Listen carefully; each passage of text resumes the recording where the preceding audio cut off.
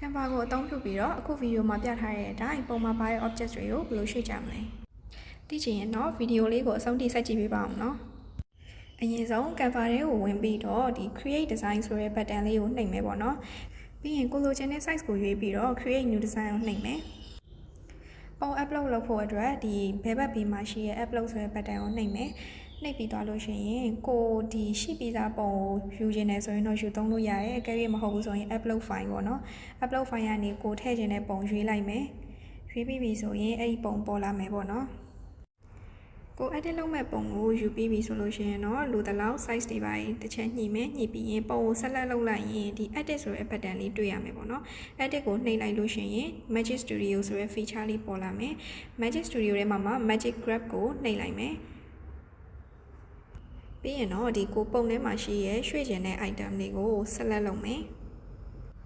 အားလုံးဆက်လက်လုပ်ပြီးရင်တော့ဒီ Grab ဆိုတဲ့ button လေးကိုနှိပ်လိုက်မယ်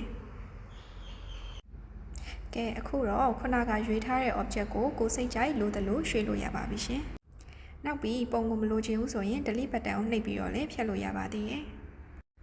အားလုံးအတွက်သုံးဝင်တဲ့ဗီဒီယိုလေးဖြစ်မယ်လို့မျှော်လင့်ပါတယ်